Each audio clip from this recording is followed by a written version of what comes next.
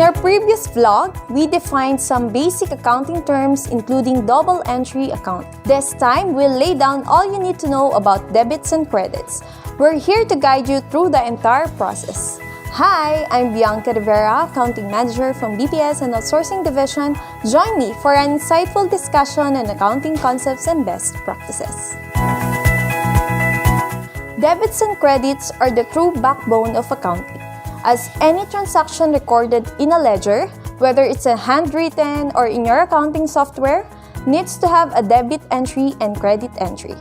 But how do you know when to debit an account and when to credit an account? Debits and credits are used to ensure that you're adhering to the accounting equation, which is assets is equals to liabilities plus equity. In our previous vlog, we mentioned that in double entry accounting, any transaction recorded involves at least two accounts, with one account debited while the other is credited. Debits are always on the left side of the entry, while credits are always on the right side. Your debits and credits should always equal each other for your accounts to remain in balance. A debit is always used to increase the balance of an asset account, and the cash account is an asset account.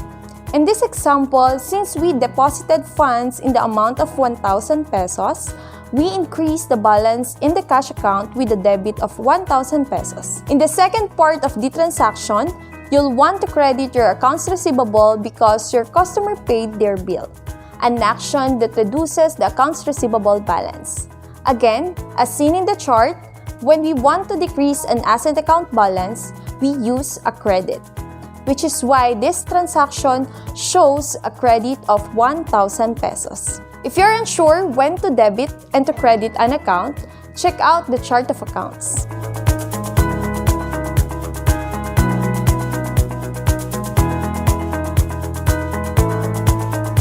Here are a few examples of common journal entries made during the course of business. For example, on October 31, your company sells 5 leather journals at a cost of 200 each.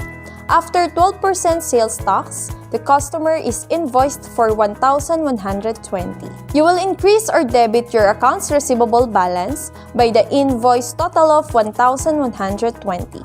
The revenue will be recognized when the transaction takes place. Cost of goods sold is an expense account, which should also be debited. Revenue will be increased or credited by 1,000. The inventory account, which is an asset account, is credited by 500, since 5 journals were sold.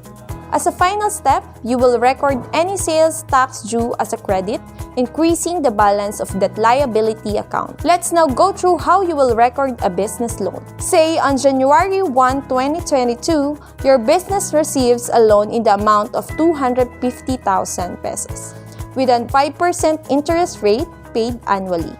The note is due December 31, 2024. Here is how you record it. First, make a debit entry or increase to cash while crediting the loan as notes or loans payable. You will also need to record the interest expense for the year. When you pay the interest in December, you would debit the interest payable account and credit the cash account. When you receive a bill from a supplier or a utility company, you'll enter it into accounts payable, since the bill will be paid in the near future. The entry would look like this. You would debit your utility expense account while also crediting your accounts payable account. When you pay the utility bill the following month, the entry would look like this. You would debit accounts payable since you're paying the bill. You would also credit cash. That's all the time we have for today's session. But before I go, here are a few takeaways from this episode. Debits and credits are the true backbone of accounting, as any transaction recorded in a ledger, whether it's a handwritten or in your accounting software, needs to have a debit entry and credit entry. In double entry accounting, any transaction recorded involves at least two accounts, with one account debited while the other is credited. Debits are always on the left side of the entry, while credits are always on the right side. Your debits and credits should always equal each other for your accounts to remain in balance. That's it for today's vlog. Join us again next time as we explore and learn more about accounting basics and best practices.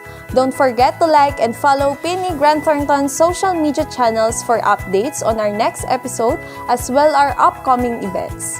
Till our next session, I'm Bianca Rivera signing off.